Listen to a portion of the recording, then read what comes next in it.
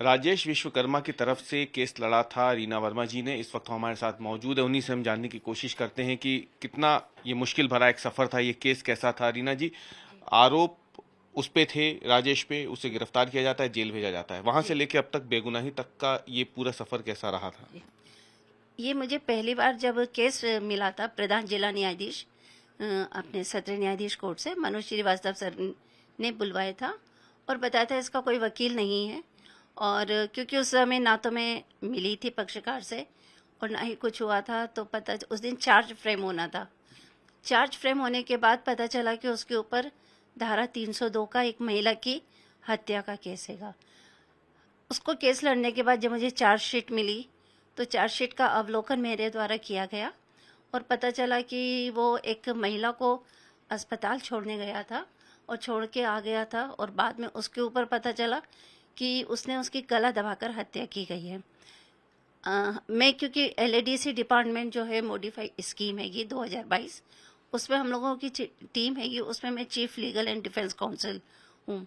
तो जब मैं हम लोगों का एक रोल होते का भूमिका है कि जब भी आपको कोई केस मिलता है तो आपको जेल विजिट करना है और उन पक्षकारों से मिलके उनको केस की जानकारी देके और केस के बारे में उन लोग से हम लोग जानकारी लेते हैं। तो जब मैं वहाँ जेल विजिट पे गई और उससे मुलाकात की राजेश से, तो उसने बताया कि मैडम मैंने किसी भी प्रकार का कोई अपराध किया गया है।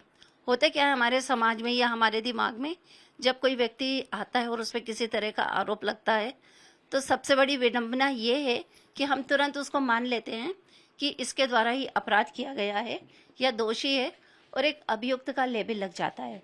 तो जब मैं उससे मिली, उसका पूछा, तो पहले तो मुझे भी नहीं लगा। मैंने कहा हो सकता है ये सही बात नहीं बता रहा हो, लेकिन जब 2-3 बार मुलाकात की तो मुझे लगा कि नहीं, ये व्यक्ति निर्दोष है और इसकी मुझे हर तरह से मदद करना चाहिए। इसके परिवार के लोग भी बीच बीच में मुझसे आके मिले हैं, उनका भी कहना था कि मैडम इसके द्वारा कोई अपराध नहीं किया गया है। चार्जशीट पढ़ने के बाद जब आरोप लगा है, क्योंकि गंभीर आरोप है 302 का, और 302 का अगर आप अपराध जो लगते हैं, आरोप लगते हैं, अगर आपने उनको गंभीरता से नहीं लड़ा उस मुकदमे को, तो कई बार एक इनोसेंट आदमी भी अंदर चला जाता है। उसने जब बताया तो जब मैंने अवलोकन किया तो प्रकरण में मुझे बहुत सारी कमियां नजर आई थी। पहले तो उसमें यह था कि उसमें जो डॉक्टर्स थे, मतलब ये 16/6 की जो घटना थी, तो उसमें ये महिला को जब छोड़ के चला गया था तो सुबह 5 बजे का समय था।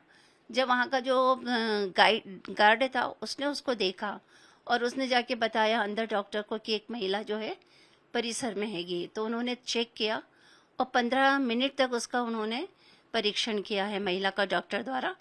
तो उसने 15 मिनट तक महिला ने बात भी करी और उनको बताई कि मुझे सांस लेने में तकलीफ है, हाथ पैरों में दर्द है और नींद ना आने की कमी बताई थी। जब ये बताया तो उन्होंने उसका बीपी भी चेक किया जो नॉर्मल था, उसको इलेक्ट्रॉल पाउडर दिया, गोलियां दी और इंजेक्शन दिया। उसमें उन्होंने देखा था तो उसका चेहरे पे सिर्फ लाल निशान थे, बाकी कहीं किसी भी प्रकार की कोई अन्य चोट नहीं थी। ना ही क्रॉस एग्जामिनेशन में मैंने पूछा था तो गले पे या अपन गले दबाते हैं कई बार तो फिंगरप्रिंट वगैरह आते हैं, इस तरह का किसी भी प्रकार का कोई उसमें हमको उन्होंने कहा था किसी भी तरह के कोई निशान नहीं मिले थे।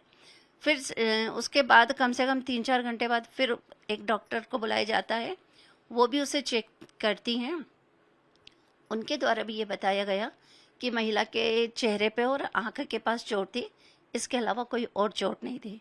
तो ये दो जो रिपोर्ट थी जो डॉक्टर द्वारा देखा गया था, उससे ये हुआ था कि नहीं, एक मामूली कोई चोट है लगी है महिला को और बीमारी के कारण, क्योंकि उसको तकलीफ भी थी तो बीमारी के कारण वो अस्पताल आई थी। जब उसका सेकंड डॉक्टर जो है वो चेक करती हैं, तब तक महिला की मृत्यु हो चुकी थी। उनके द्वारा भी ये बताया गया कि कहीं भी इसके अलावा कहीं और उसको चोटें नहीं थी। फिर जब नक्शा पंचायतनामा की कार्यवाही होती हैगी तो वहीं की सफाई कर्मी जो थी अपने डीआईजी बंगला अस्पताल की, तो वो चेक करती हैगी, गौरी नाम था उस महिला का, उसे चेक, क्योंकि महिला थी इसलिए महिला से उसका पूरा चेक करवाया गया। तो उनके द्वारा भी ये कहा गया था कि जो महिला थी उसको केवल चेहरे पर चोट थी, अन्य कहीं भी कोई चोट नहीं थी। लेकिन जब पीएम करता है डॉक्टर तो वो बताते हैं कि उसके बॉडी पे 16 चोटें थी और उसका गला दबा के हत्या की गई थी, ऐसा उन्होंने अपना अभिमत दिया था। लेकिन जब क्रॉस एग्जामिनेशन में पूछा, उनसे भी पूछा गया था कि क्या इनके गले पे किसी तरह के आपने फिंगरप्रिंट कुछ देखे, तो उनका भी कहना था कि हमने नहीं देखे। उनका ये कहना था लेकिन बोथरी वस्तु किसी प्रकार का किसी हथियार का उपयोग किया गया होगा, पर लेकिन उनके गले की कोई हड्डी भी नहीं टूटी थी। और जो उन्होंने बोला था बोथरी वस्तु से उसका गला दबाया है, ऐसा कोई भी रिपोर्ट में उल्लेख नहीं था।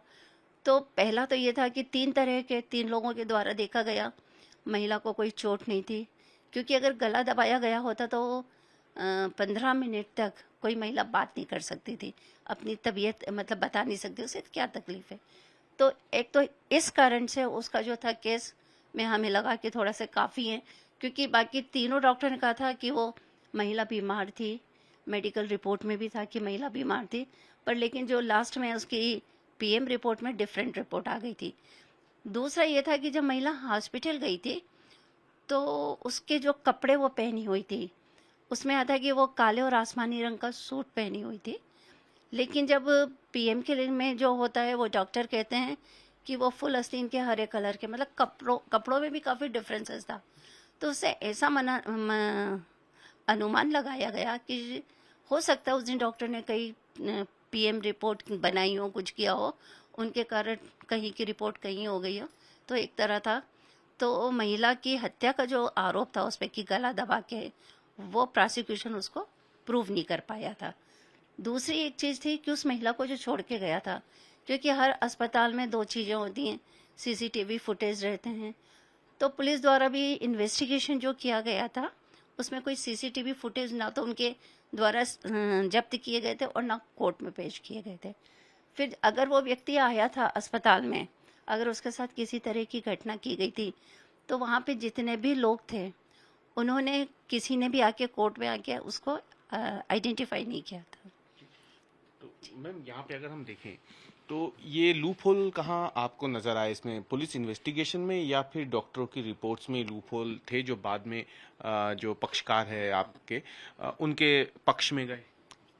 जो ये पुलिस ने जो इन्वेस्टिगेशन किया था, ये जो सारे लूप होल थे, जो कमियां आई थी पुलिस के इन्वेस्टिगेशन में और डॉक्टरों द्वारा जो रिपोर्ट बनाई गई थी उस आधार पे, क्योंकि इन्वेस्टिगेशन में वो रिपोर्ट कलेक्ट की गई थी और उनमें कुछ पुलिस का हम कह सकते हैं काफ़ी चीज़ें उन्होंने नज़रअंदाज की।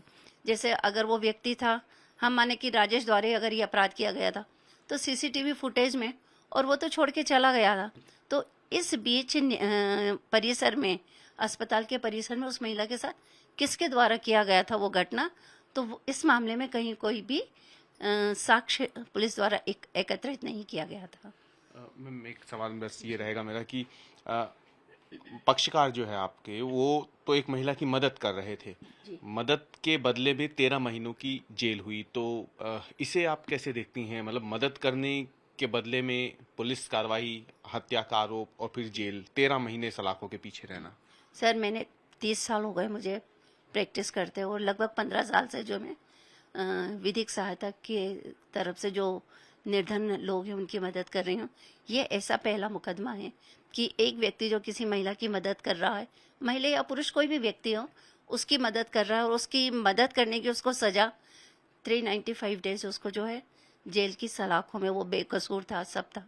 और उसको मैं ये कह सकती हूँ ये भगवान की बहुत बड़ी कृपा है कि मुझे एक अवसर दिया ऊपर वाले ने, चाहे उसे लीगल एड की तरफ से कह दिया, किसी की भी तरफ से, कि मैंने एक निर्धन आदमी की मदद की है जो इनोसेंट था, बेकसूर था, जिसके द्वारा कोई अपराध नहीं किया गया था। जी। तो मैम बस एक आखिरी सवाल रहेगा, जब एक ये बात तो साबित हो गई कि उसने हत्या नहीं की थी, क्या अब इस मामले में आगे की प्रक्रिया क्या होती है? क्या पुलिस दोबारा इस केस को रीओपन करके हत्या की वजह पता लगाती है या फिर ये मामला यहाँ खत्म हो जाता है या फिर आगे किसी अन्य अदालत में भी जाता है? इसमें आगे क्या कार्रवाई होती है? अगर प्रोसिक्यूशन चाहे तो उसको यह है कि उसका जो आदेश है, जो जजमेंट हुआ है, उसके लिए वो अपनी तरफ से या तो रिवीजन वगैरह कर सकती है, ये है।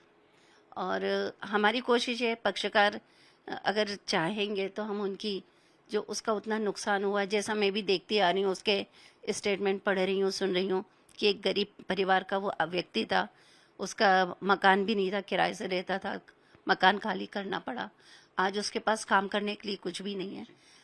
तो मैं भी सोचूंगी कि मदद करूं, उसकी तैयारी कर रही हूं, अभी लॉ पढ़ रही हूं मैं उसके लिए कि उसकी हम क्या मदद कर सकते हैं।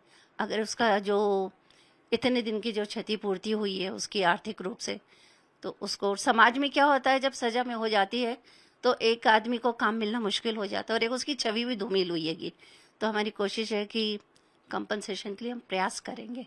अभी कोशिश कर रही हूँ मैं, अभी मैंने कोई फाइल नहीं किया है, पर सबसे पहले मैं पढ़ रही हूँ उसको कि हम इस तरह के लोगों को क्या मदद दिला सकते हैं। बहुत बहुत धन्यवाद हमसे बात करने की। तो ये रीना वर्मा थी जिन्होंने राजेश विश्वकर्मा का केस लड़ा, निशुल्क केस लड़ा, गरीब आदमी था और इनका साफ तौर पे कहना है कि जो नुकसान उसका हुआ है इन 13 महीनों में, जो वो जेल में रहा, जिसके बाद उसका किराए का मकान चला गया, उसकी जो नौकरी थी जहाँ वो मजदूरी के लिए जाता था वो छिन चुका है उससे अब।